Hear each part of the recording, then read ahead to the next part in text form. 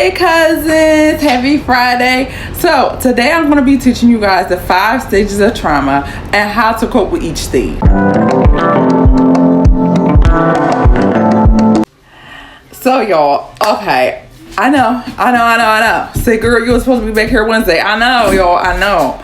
But as an entrepreneur and like a person that wears many hats, a mom, I needed a break, okay? I don't like to feel burnt out or overwhelmed. I really was hitting the payment when the new year came in, y'all. So like, I have, besides this, I have a podcast, on top of being a mom, on top of just my life coaching business in general. Like, yo, I really wear a lot of hats, okay?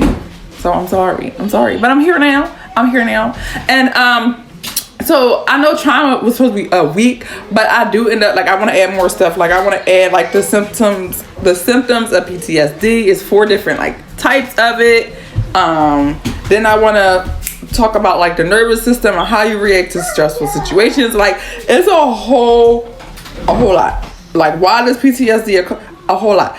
But today we're going to get into the 5 stages and how to cope with it. 5 stages of trauma. It's pretty much similar to grief. Grief is trauma though, right? So let's get into it. But before we get into it, y'all, of course, you know what I'm about to ask. Make sure you like this video. Be sure, if you're not already subscribed, hit the subscribe button and hit that notification bell, because every time you see me on the screen, you know it's about to be something good. And of course, I told you I like talking to y'all. After you watch this video, come back, let me know what you think. Okay, so stage 1, of course, stage 1 is going to be denial. The first stage of trauma is denial. It's like a traumatic event can change your whole outlook on the world, on people, and often it can be an overwhelming experience that causes trauma, which will allow your mind to like delay thinking of a traumatic event. Okay, denial is the first stage because it's like an act of defense. Like, it's too, like, it'll be too good to be true. Like, you just don't want to believe it. So how to deal with that? Denial can be useful in keeping confronting and scary emotions and memories at bay. Like, it also numbs your feelings and stops you from being connected with other people. So to move from that stage and like process the trauma and experience you have to, like, start to cope with it, it's good that you actually face what happened and the realities of that experience that caused the trauma to begin with. Okay, moving on. Number 2 is anger, y'all. Anger. This, like, once you move past the first stage of trauma, the reality is like you start to experience things that hit home for you, like your emotions, and like you'll go back and think about it and it's going to make you mad, and so your emotions are building up and that's causing your anger, right? So a lot of people, according to research, a lot of people find that the second stage of trauma can be like lengthy, like it doesn't have a time frame, because it happens when you least expect it. Like, somebody can trigger you by saying something or doing something, and because your mind is still on that traumatic experience, you just snap on anybody or anything, and it cause you to be irritable, isolate, any old thing. So how to deal with that would be therapy. Therapy can be useful, like anger management, because anger can have a serious negative impact on you, as far as professional and personal relationships. If your anger is because of trauma, it's best to definitely seek therapy or a life coach like me, just to help you with different strategies of coping and feeling better. I'm sorry, y'all. Go in the room and take a nap. Go. Sorry. So moving on to stage 3. Stage 3 is because yeah, my life. Okay, so we was finishing up stage 2 and going to stage 3. Stage 3 is bargaining. So this third stage of trauma is like after working through the stages of denial and anger, your real emotions tied to your trauma become clear to you. You start to a little bit accept like what you went through or experienced. The feelings can still be tense and overwhelming, and allowing you to like see the real scale of what you lost or again what happened to you, right? This is like a natural response, and it can be as a way for you to regain control of the situation through bargaining. So it's different ways that bargaining can manifest. You may want things to be different. You may pray for the trauma to be reversed, or even start thinking like what if scenarios. That's considered bargaining. And you can easily get lost in bargaining in the bargaining stage as a way to like postpone to really 100% accept the reality of what happened. How to deal with this third stage, it would be while it's easy to distract yourself from realities of trauma by bargaining, by like thinking what if this, what if that, it won't help you face it. It won't help you face it. So if you are in a bargaining stage, once you hit that bargaining stage, and this is crazy because I'm sitting here, when I was going through putting this presentation, like this video content together, I'm like, dang, I experienced all of this and went through all of these things when it came to losing my great grandmother. Like, that was a traumatic experience for me. That was my best friend, my heart, my everything. Like, from the time my mom had me to the day she passed, that was my heart. I'm not gonna talk about it because I get all emotional, but that really was my baby. And I know it's somebody out there that can relate to being close to that. First of all, I don't even believe in that great. That was a grandmother. I don't believe like the great aunt, I don't get into it. We family, either way.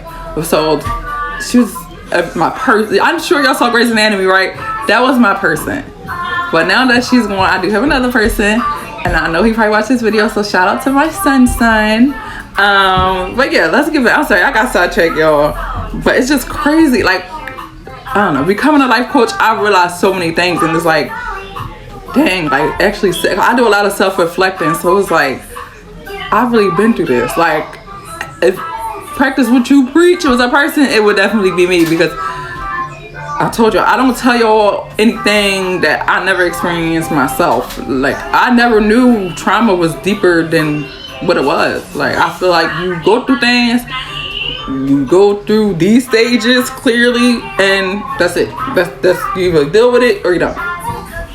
But here I am, here to help you guys deal with it, because it really do affect your life as you get older, y'all. But back into it. I know, I'm sorry. So you can move away from the bargaining stage by challenging these distractional thoughts, by challenging yourself to not think about the what ifs, the what if scenarios, or what you could have changed, or whatever. Try to avoid those things, okay? So the next stage, y'all, is depression. Okay, after bargaining, depression is the next. Depression, okay, although you moved into step 4, that may move you closer to, accepting the trauma, but it's the end of the process. But it's still a way of you shielding your emotions and not fully accepting what happened. It's like an overwhelming weight on you, and you start feeling sad, hopeless, a lack of energy, loss of interest, anxiety. You start feeling, if it's something that happened, that it'll make you feel guilty. Your brain feels foggy, your thoughts are slower.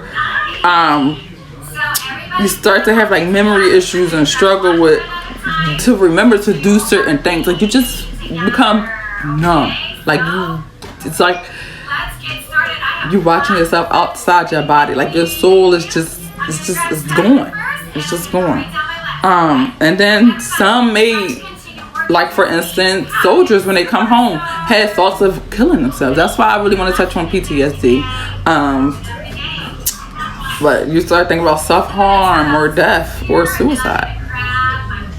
So, but the good thing, depression is serious, like very serious. I've been through it. I'm sure a lot of us have. But yeah, the way to deal with this is therapy or medication. To be honest with y'all, because I told y'all I'm going to give y'all the real. Back in May, I don't think if I mentioned this, I think I touched on it a little bit.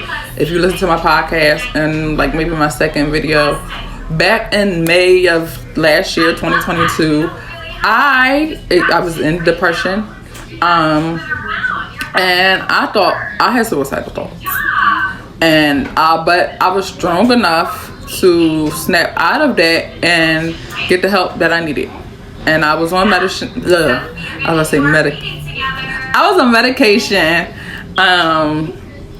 but I didn't like how it made me feel. I didn't. So instead, I start praying more. I just started to build myself back up and become the true me. Like it was hard. It was hard. I still had them days, but also my kids are big when it comes to like that. Like they're a big part of me overcoming that. Like I feel like if I wasn't a mom and I didn't have them, I don't think I would be here talking to y'all, to be completely honest. So I think God knew what he was doing, blessing me with my children. He knows our story before it's written, so he knew I would go through something like that and I would need that real, you know. So I just wanted to put that out there just to connect with y'all in a way. But yeah, medication is different types of medication and also seeking therapy. And then stage 5 is acceptance. The very last stage, once you go through all of that, and acceptance is like you're forgiven. If it's a person, you're forgiving them what they did. You're just allowing it to not take over your life anymore. You're accepting what happened. You don't have to, listen y'all don't have to forgive nobody for them. Forgive them for yourself. Because if you don't forgive a person for what I had to forgive a lot of people for what they done to me, and I realized I was holding on to it and it was keeping me from being where I am, the person I am today, the woman I am today. And I do not want nobody to have, I don't know about y'all, but nobody's gonna have that type of control over me at all, over me or my life. So forgive them for you. You may not forget, yes, but forgive them for you, so you can work on you, so you can fully heal, so you can deal with this trauma. And eventually, you never know, if it is a person later down the line, let's say it's a family member, if you decide you want to seek therapy or a coach, a mental health coach or whatever, and you want to sit down and have a one-on-one with this person and hash it out, or it could be you writing them a letter, it could be you just letting them know how you feel. And leaving it alone. If you feel like you need to confront them, do it, but not in a crazy way that's going to cost you drama or fight or anything. So if you feel like it's going to get to that, write a letter and you don't never got to speak to them again. But it's important too, when you get to this stage, to not really put too much pressure on yourself. Don't start blaming yourself. Like once you accept what happened, take it and move on. Take it as a life lesson. Take it, let it mold you into the person you want to become. Don't let it, what's that saying? Something about don't let it kill you and make it strong. Y'all know what I'm trying to say, but yeah, y'all know. But that's all I have for today, y'all. I hope you all have a great weekend. Listen, like I always say at the end of every video, I love you. You were given this life because you were strong enough, heavy on the strong enough to live it. And I will talk to y'all, I want to say on Monday. Bye.